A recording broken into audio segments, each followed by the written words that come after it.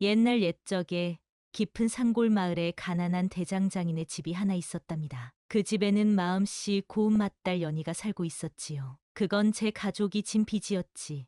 제가 만든 게 아니었어요. 그런데도 결국 제가 갚아야 했죠. 전 그냥 미안했을 뿐이에요. 연희가 훗날 사람들에게 했던 말이랍니다. 연희네 대장가는 마을에서 가장 오래된 곳이었어요. 할아버지 때부터 대를 이어온 곳이었지만 연희 아버지 대에 와서는 큰 농기구, 공장이 들어서면서 일거리가 줄어들었답니다. 연희는 16이 되던 해부터 아버지를 도와 풀무지를 했어요. 가는 팔로는 힘에 부쳤지만 연희의 손은 신기하게도 새를 다루는 재주가 있었지요. 마을 사람들은 연희가 만든 농기구는 오래 간다며 칭찬을 아끼지 않았답니다. 그런데 어린 동생 연수는 책 읽기를 좋아했어요. 마을에 몇 안 되는 한학자인 김 훈장님께 글을 배우며 나중에 큰 도시로 나가서 벼슬을 하겠다고 큰 소리를 치곤 했지요. 형님, 저는 이 총구석에서 평생 살 수 없어요. 큰 뜻을 품고 있다고요. 연희는 그런 동생을 보며 쓸쓸히 웃었답니다. 자신은 이 산골에서 평생 아버지 일을 도우며 살아갈 운명인 것 같았거든요.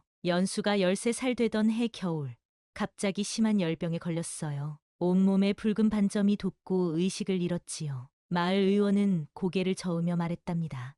이건 읍내 큰 의원에게 가야 할 병이오. 그런데 돈이 많이 들 텐데.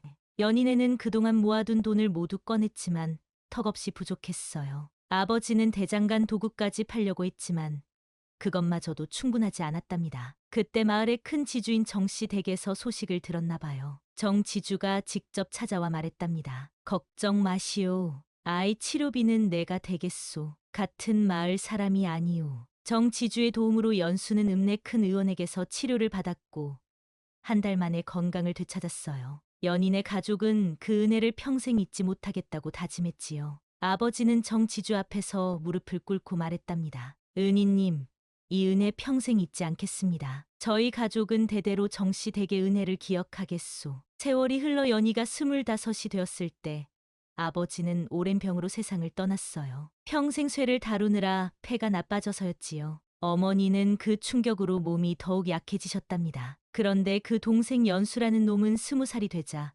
큰 뜻을 펼치겠다며 서울로 떠났어요. 하지만 몇 달 뒤 소식은 충격적이었답니다. 도박판에서 큰 빚을 지고 행방을 감췄다는 것이었지요. 연희야, 내가 연수를 잘못 키웠나 보다. 어머니는 매일 울음만 흘리셨어요. 연희는 혼자서 대장간을 꾸려나가야 했어요. 하지만 여자 혼자 하는 일이라 사람들이 믿지 못했고 일거리는 점점 줄어들었답니다. 어느 날 장터에서 한 부인의 비녀가 없어졌는데 사람들이 연희를 의심했어요. 저 집은 원래 가난하잖아. 가난하면 뭘 못하겠어? 연희가 그럴 리 없어요.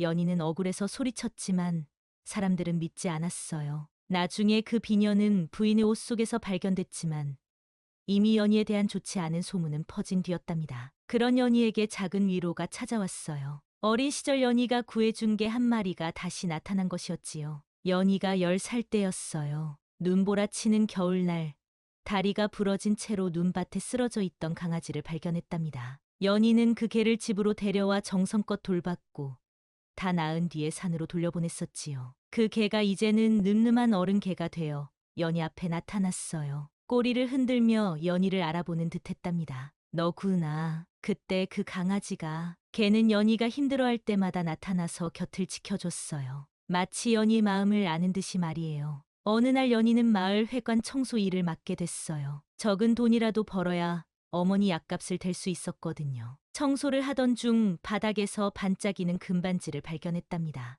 연희는 망설이지 않고 마을 이장님께 가져다 드렸어요. 이장님, 청소하다가 이걸 발견했어요. 그런데 며칠 뒤 그 반지의 주인이 나타나서 연희를 도둑이라고 몰았어요. 분명 더 있을 텐데 하나만 가져다 주고 나머지는 숨겼을 거야. 이장님이 변호해줬지만 또다시 연희에 대한 나쁜 소문이 돌았답니다. 연희는 그때 깨달았어요. 가난하면 죄구나. 그러던 어느 날 무서운 얼굴의 사내들이 연희네 집을 찾아왔어요. 너희 집 아들놈이 우리한테 진 빚. 가족이 갚아야지. 연수가 뭘 했다는 거예요?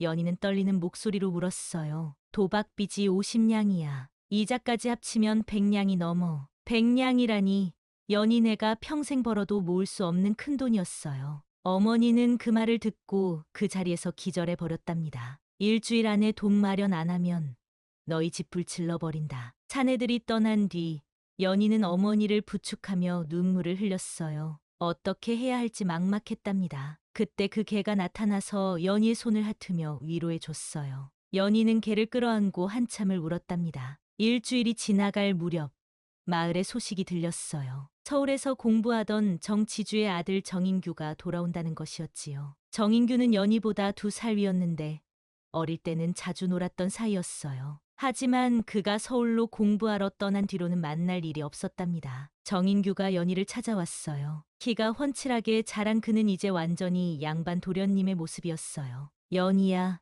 오랜만이다. 그런데 너희 집 사정이 어렵다고 들었는데. 연희는 고개를 숙이고 대답했어요. 동생이 빚을 져서 그 빚 갚을 수 있겠느냐? 정인규의 말에 연희는 고개를 들었어요. 우리 집에서 일을 하면 된다. 한여로 들어와서 일하며 빚을 갚아라. 연희는 잠시 망설였어요. 하지만 어머니를 생각하면 다른 선택의 여지가 없었답니다. 알겠습니다. 정시댁은 마을에서 가장 큰 기와집이었어요. 대문부터가 연희네 집 2채는 될 것 같았지요. 연희가 처음 저택에 발을 들여놓았을 때 다른 하녀들이 수군거렸어요. 저 애가 대장간 딸이라던데 빚 때문에 들어온 거라더군. 즉 뭔가 꿍꿍이가 있을 거야. 저택의 살림을 맡은 한씨 부인은 연희를 아래 위로 훑어보며 말했어요. 내가 연희구나. 일 잘하기나 하겠지? 열심히 하겠습니다. 하지만 한씨 부인의 눈빛에는 경계심이 가득했답니다. 연희에게 주어진 일은 정말 힘든 것들 뿐이었어요. 새벽 일찍 일어나서 마당 쓸기, 무거운 빨래 날르기, 깊은 우물에서 물 길어오기까지. 다른 하녀들은 연희를 따돌렸어요. 특히 저택에서 가장 오래 일한 김마님은 연희를 못살게 굴었지요. 야, 대장간. 그 집에는 마음씨 고운 맏딸 연희가 살고 있었지요. 소 닦기는 잘하겠네?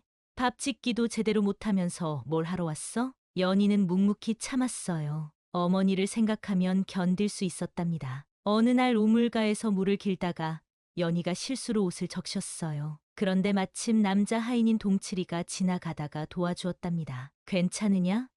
옷이 많이 젖었네. 고맙습니다. 하지만 이 모습을 본 다른 하녀들이 소문을 퍼뜨렸어요. 연희가 동칠이와 수상하더라. 저 나이에 시집도 못 간 게 뭔 꿍꿍이가 있나? 한씨 부인까지 이 소문을 듣고 연희를 불러다가 꾸짖었답니다. 내가 여기 무엇하러 왔는지 알아? 쓸데없는 짓 하지 말고 일이나 제대로 해. 며칠 뒤 저택 뒤편 창고에서 불이 났어요. 다행히 큰 불은 아니었지만 곡식 몇 가마니가 타버렸답니다. 그런데 사람들이 연희를 의심하기 시작했어요. 어젯밤 창고 근처에서 연희를 봤다는데 혹시 복수하려고 일부러 불을 낸 건 아닐까? 연희는 억울했어요. 그날 밤은 아픈 어머니를 보러 집에 갔다 왔을 뿐이었거든요. 제가 하지 않았어요. 하지만 아무도 믿지 않았어요. 한씨 부인은 연희를 당장 내쫓으려 했답니다. 그런데 며칠 뒤 진짜 원인이 밝혀졌어요. 창고 옆에서 기르던 닭이 등불을 건드려서 일어난 사고였던 거지요. 하지만 이미 사람들의 시선은 차가워진 뒤였어요. 연희는 더욱 조심스럽게 행동해야 했답니다. 여름이 되자 저택에 물 부족 사태가 일어났어요. 마을에 큰 우물이 말라버린 것이었지요. 다른 하녀들은 먼 냇가까지 가서 물을 길어와야 했어요. 하루 종일 물 기르러 다녀도 모자랐답니다. 그런데 연희는 어릴 때 아버지와 함께 산에 나무하러 다니며 알게 된 숨겨진 약수터가 있다는 걸 떠올렸어요. 혹시 연희는 새벽에 몰래 나가서 그 약수터를 찾아갔어요. 다행히 물이 콸콸 솟아나고 있었답니다. 연희는 큰 항아리에 물을 길어와서 부엌에 놓아뒀어요. 요리하던 하녀가 그 물을 맛보고 깜짝 놀랐답니다. 이게 어디서 난 물이야? 이렇게 차고 맛있는 물은 처음이야. 소식을 들은 한씨 부인도 물을 마셔보고 감탄했어요. 연희야, 이 물 어디서 길어온 거냐? 연희는 약수터의 위치를 알려줬고 그 뒤로 저택의 물 문제가 해결됐답니다. 사람들이 처음으로 연희를 고마워했지요. 역시 이 동네에서 오래 산 사람이 다르네. 연희가 제법 쓸모가 있구나. 그런 연희를 지켜보던 정인규는 점점 그녀에게 마음이 끌렸어요. 연희의 성실하고 묵묵한 모습이 좋았답니다. 어느 날 정인규가 연희를 따로 불렀어요. 연희야, 너 참 고생이 많다. 괜찮습니다. 도련님, 나와 결혼하면 어떨까? 연희는 깜짝 놀라며 고개를 저었어요. 도련님, 그런 말씀 마세요. 왜 안 되는데? 나는 진심이야. 하지만 연희는 단호했어요. 저는 은혜를 갚으러 온 것뿐입니다. 다른 생각은 없어요. 정인규는 아쉬워했지만 연희의 뜻을 존중했답니다. 한씨 부인은 이런 상황이 못마땅했어요. 정인규가 연희에게 관심을 보이는 것을 눈치챘거든요. 연희야, 너 어디까지 노리는 거냐? 무슨 말씀이세요? 은혜를 갚겠다는 건 명분일 뿐이고 우리 도련님을 노리는 거 아니냐? 연희는 억울했지만 변명하지 않았어요. 어차피 말해도 믿지 않을 것 같았거든요. 한씨 부인은 연희를 더욱 혹독하게 부렸어요. 새벽부터 밤늦게까지 쉴 틈 없이 일을 시켰답니다. 그러던 어느 날 정인규가 돌아가신 아버지의 서재를 정리하다가 낡은 상자 하나를 발견했어요. 그 안에는 아버지의 유서와 함께 오래된 편지들이 들어 있었답니다. 정인규가 그 편지들을 읽어보니 놀라운 내용이었어요. 연희 아버지께서 아버지를 구해주셨다고? 편지에는 이런 내용이 적혀 있었어요. 20년 전 정지주가 산에서 길을 잃고 곰을 만났을 때 연희의 아버지가 나타나서 목숨을 구해줬다는 것이었지요. 그 뒤로 정지주는 늘 연인의 가족에게 고마워했고 연수의 병을 고쳐준 것도 그 은혜를 갚기 위함이었다는 것이었답니다. 그럼 연인애가 은혜를 받은 게 아니라 우리가 은혜를 받은 거였구나. 정인규는 이 사실을 연희에게 알려줬어요. 연희는 편지를 읽고 나서 한참 동안 말이 없었답니다. 그럼 우리가 평생 짊어지고 살았던 그 은혜가 연희야, 미안하다. 우리가 잘못 알고 있었어. 연희는 복잡한 마음이었어요. 한편으로는 홀가분했지만 다른 한편으로는 허탈했답니다. 이제 저는 어떻게 해야 하죠? 당연히 여기서 나가야지. 더 이상 빚을 갚을 이유가 없잖아. 하지만 연희는 쉽게 결정할 수 없었어요. 이미 여기서 몇 달을 살면서 나름대로 자리를 잡았거든요. 며칠 동안 고민하던 연희는 결국 저택을 떠나기로 결심했어요. 이제 제 삶을 살고 싶어요. 한씨 부인이 연희를 막았어요. 어디 가서 뭘 할 건데? 여자 혼자 살기 힘들어. 그래도 해보겠어요. 연희는 짐을 꾸리며 저택에서의 시간을 돌아봤어요. 힘들었지만 많은 걸 배운 시간이었답니다. 정인규가 마지막으로 연희를 붙잡았어요. 정말 가야겠니? 나와 함께. 도련님, 고마웠어요. 하지만 저는 제 길을 가야 해요. 연희는 그렇게 저택을 떠났답니다. 연희는 읍내로 나가서 작은 여관에서 청소 일을 시작했어요. 일은 힘들었지만 자유로웠답니다. 여관 주인 할머니는 연희를 예뻐해 주셨어요. 이 아이, 참 성실하네. 어디서 이런 좋은 아이가 왔어? 연희는 점점 읍내 생활에 적응해 갔어요. 작은 방 하나를 얻어서 어머니를 모셔올 생각도 하고 있었답니다. 그런데 또다시 시련이 찾아왔어요. 여관에서 귀한 손님의 돈주머니가 없어지는 일이 일어났어요. 그 손님이 연희를 의심했답니다. 분명 저 아이가 훔쳤을 거야.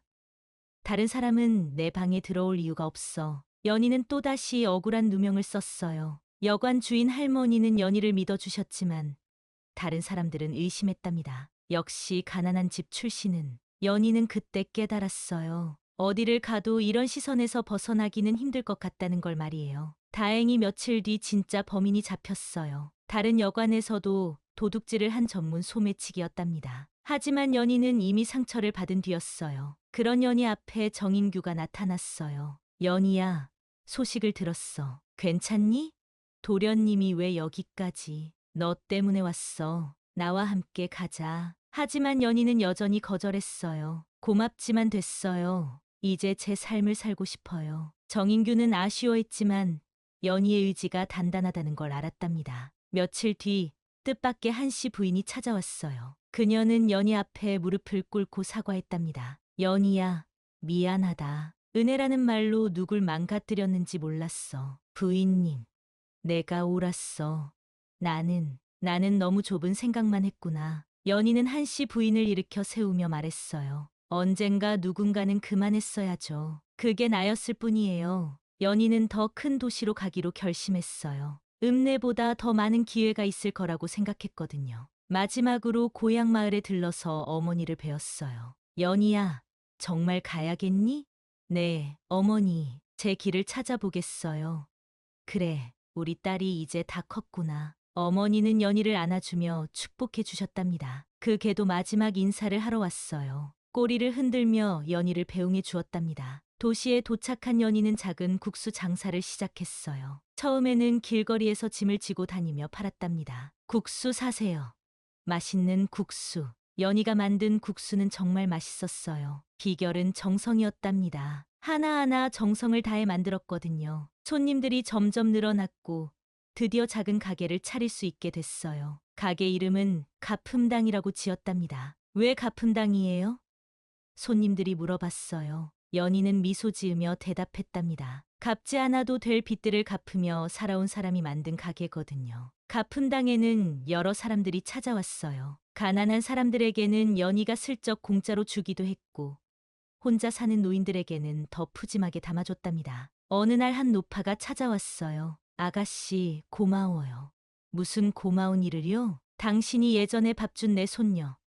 지금 잘 커서 여기 살아요. 연희는 그제야 기억났어요. 몇 달 전 굶고 있는 어린 소녀에게 국수 한 그릇을 주었던 일을 말이에요. 그때 그 아이가, 네, 맞아요. 그 아이가 집에 가서 오늘 천사를 만났다고 하더라고요. 연희는 뿌듯했어요. 자신의 작은 친절이 누군가에게는 큰 도움이 됐다는 걸 알았거든요. 그런 일들이 하나둘씩 쌓여가면서 가품당은 단순한 국수집이 아니라 따뜻한 마음이 오가는 곳이 됐답니다. 어느 날 가품당에 낯선 사내가 찾아왔어요. 초라한 행색에 수척한 얼굴을 한 그 사람을 보자마자 연희는 깜짝 놀랐답니다. 연수야?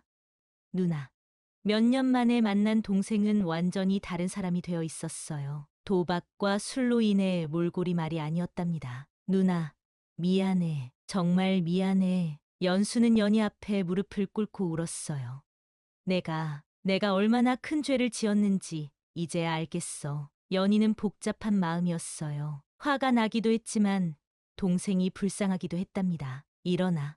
일단 밥부터 먹어. 연희는 동생에게 따뜻한 국수를 끓여줬어요. 연수는 눈물을 흘리며 먹었답니다. 누나, 나 이제 정말 다시 살고 싶어. 일도 배우고 싶고, 그럼 여기서 일을 도와. 연희는 동생에게 기회를 줬어요. 연수는 처음에는 서툴렀지만 점차 성실하게 일하기 시작했답니다. 연희는 가게 벽에 자신이 직접 쓴 글귀를 걸어두었어요. 갚지 않아도 될 빚이었다. 하지만 갚으려 한 건 내 마음이었다. 손님들이 그 글귀를 보고 물어봤어요. 무슨 뜻이에요? 연희는 자신의 이야기를 들려줬답니다. 처음에는 억지로 갚아야 하는 빚이라고 생각했지만 나중에는 자신이 선택한 길이었다는 것을요. 세상에는 갚지 않아도 될 빚들이 참 많아요. 하지만 그걸 갚으려고 하는 마음, 그게 중요한 것 같아요. 사람들은 연희의 말에 깊이 공감했답니다. 연희가 도시에서 자리를 잡자 어머니를 모셔왔어요. 어머니는 연희가 차린 가게를 보시고 감격하셨답니다. 우리 딸이 이렇게 씩씩하게 컸구나. 어머니 덕분이에요. 어머니는 가품당에서 손님들을 맞으며 연희를 도우셨어요. 어머니의 인자한 미소를 보고 찾아오는 손님들도 많았답니다. 이 집 어머님은 정말 따뜻하세요. 딸도 어머니 닮아서 마음씨가 고우시고, 연희는 어머니와 함께 있으니 더욱 행복했어요. 동생 연수는 가품당에서 일하면서 점점 변했어요. 처음에는 힘들어했지만 손님들이 고마워하는 모습을 보면서 보람을 느꼈답니다. 누나, 내가 이런 기분을 느껴본 게 언제였을까? 언제? 사람들이 내가 한 일에 고마워해 주니까 이상하게 뿌듯해. 연수는 점차 도박에 대한 생각도 잊어갔어요. 대신 요리를 배우고 손님들과 대화하는 것을 즐겼답니다. 어느 날 연수가 연희에게 말했어요. 누나, 내가 그동안 얼마나 바보같이 살았는지 모르겠어. 정말 중요한 게 뭔지 이제야 알겠어. 연희는 동생이 변하는 모습을 보며 기뻤답니다. 가품당이 꽤 알려진 뒤 어느 날 정인규가 찾아왔어요. 연희는 깜짝 놀랐지만 반갑게 맞았답니다. 도련님, 어떻게 여기까지? 소식을 들었어. 내가 성공했다고. 정인규는 가품당을 둘러보며 감탄했어요. 정말 대단하다. 혼자 힘으로 이런 가게를 차리다니. 혼자가 아니에요. 많은 분들이 도와주셨어요. 정인규는 연희가 만든 국수를 먹어보고 놀랐어요. 이렇게 맛있는 국수는 처음이야. 비결이 뭐야? 정성이에요. 그들은 오랜만에 이야기를 나눴어요. 정인규는 연희의 당당한 모습에 더욱 감동했답니다. 가품당이 안정되자 연희는 새로운 꿈을 키웠어요. 가난한 사람들을 위한 무료 급식소를 만들고 싶었거든요. 어머니, 저 하나 하고 싶은 일이 있어요. 뭔데? 어려운 사람들에게 공짜로 밥을 주는 곳을 만들고 싶어요. 어머니는 연희의 마음을 이해하셨어요. 좋은 생각이다. 우리도 어려웠을 때 도움을 받았으니까. 연희는 가품당 옆에 작은 공간을 마련해서 일주일에 2번씩 무료 급식을 시작했어요. 많은 사람들이 도와줘서 가능한 일이었답니다. 어느 날 고향 마을 사람들이 가품당을 찾아왔어요. 연희의 성공 소식을 듣고 구경하러 온 것이었지요. 연희가 정말 이런 가게를 차렸다니 대단하다. 정말 대단해. 그 중에는 예전에 연희를 의심했던 사람들도 있었어요. 그들은 미안한 마음으로 연희에게 사과했답니다. 연희야, 미안하다. 그때 우리가 너를 오해했어. 연희는 웃으며 대답했어요. 괜찮아요. 다 지난 일이에요. 연희는 정말로 과거에 연연하지 않았어요. 앞으로 살아갈 일이 더 중요했거든요. 한씨 부인도 가품당을 찾아왔어요. 예전보다 많이 온화해진 모습이었답니다. 연희야, 너 정말 훌륭하게 살고 있구나. 부인님도 건강하세요? 응, 덕분에. 그런데 너한테 하고 싶은 말이 있어. 한씨 부인은 연희에게 정인규의 근황을 전해줬어요. 우리 도련님이 아직도 너를 그리워해. 혹시. 하지만 연희는 고개를 저었어요. 도련님께는 더 좋은 분이 나타날 거예요. 연희는 정인규를 좋아했지만 자신의 길을 포기하고 싶지는 않았답니다. 어느 겨울 저녁, 가품당에 특별한 손님이 찾아왔어요. 바로 연희가 어릴 때 구해준 그 개였답니다. 개는 이제 늙어서 털이 하얗게 새었지만 여전히 연희를 알아봤어요. 꼬리를 흔들며 반가워했답니다. 어머, 이 개가. 연희는 개를 안아주며 울었어요. 어린 시절의 추억이 되살아났거든요. 너도 나를 찾아왔구나. 그날부터 개는 가품당에서 살게 됐어요. 손님들도 그 개를 예뻐했답니다. 연수가 가품당에서 일한 지 2년이 지났을 때 좋은 인연을 만났어요. 근처에서 바느질 일을 하는 순한 처녀였답니다. 누나, 나 결혼하고 싶어. 정말 좋은 사람을 만났구나. 연희는 동생의 결혼을 진심으로 축하해 줬어요. 연수는 이제 완전히 새 사람이 되어 있었거든요. 결혼식 날 연희는 동생에게 말했어요. 이제 정말 어른이 되었구나. 누나 덕분이야. 누나가 포기하지 않고 기회를 줘서. 연수는 결혼 후에도 가품당을 도와줬어요. 이제는 연희의 든든한 동반자가 되어 있었답니다. 가품당은 점점 유명해졌어요. 멀리서도 사람들이 찾아올 정도였답니다. 가품당 국수가 정말 맛있다더라. 거기 사장이 인심도 좋고. 하지만 연희는 겸손했어요. 항상 정성을 다해 손님들을 대했답니다. 어느 날 한 선비가 가품당에 와서 글귀를 써달라고 했어요. 이런 좋은 가게에는 좋은 글귀가 있어야 하지 않겠소? 연희는 정중히 거절했어요. 저희 가게는 화려한 꾸밈보다는 진심으로 승부하고 싶어요. 선비는 연희의 마음을 이해하고 고개를 끄덕였답니다. 어머니는 연희에게 늘 이런 말씀을 하셨어요. 연희야, 사람은 받은 만큼 베풀어야 한다. 네, 어머니. 하지만 베푼다고 해서 그 대가를 바라면 안 돼. 그냥 마음에서 우러나서 하는 거야. 연희는 어머니의 가르침을 가슴에 새겼어요. 그래서 어려운 손님들에게 더욱 따뜻하게 대할 수 있었답니다. 어느 따뜻한 봄날 저녁, 한 남자 손님이 가품당 문을 열고 들어왔어요. 연희는 뒤돌아보지도 않고 말했답니다. 어서 오세요. 무엇을 드릴까요? 국수 한 그릇 주세요. 그 목소리를 들은 연희는 천천히 돌아봤어요. 정인규가 서 있었답니다. 도련님. 연희야, 오랜만이다. 정인규는 이제 완전히 어른의 모습이었어요. 온화한 미소를 지으며 연희를 바라봤답니다. 여기 국수가 맛있다고 소문이 자자하던데. 연희는 조용히 미소 지으며 국수를 끓여줬어요. 정성껏 만든 국수를 정인규 앞에 놓으며 말했답니다. 많이 드세요. 정인규는 국수를 한 숟갈 떠먹고 감탄했어요. 정말 맛있다. 이 맛의 비결이 뭐야? 연희는 예전과 똑같이 대답했어요. 정성이에요. 두 사람은 서로를 바라보며 잔잔한 미소를 지었답니다. 말하지 않아도 서로의 마음을 알 수 있었지요. 그날 이후로 정인규는 가끔씩 가품당을 찾아왔어요. 특별한 말은 하지 않았지만 연희와 자연스럽게 이야기를 나누었답니다. 어머니는 그런 두 사람을 보며 흐뭇해하셨고 연수도 누나의 행복을 진심으로 바랐어요. 연희는 이제 진정으로 자신이 원하는 삶을 살고 있었답니다. 갚지 않아도 될 빚을 갚으며 시작된 여정이 결국 자신만의 행복을 찾아가는 길이 되었던 것이지요. 가품당은 오늘도 따뜻한 국수 냄새와 함께 많은 사람들의 마음을 따뜻하게 해주고 있답니다.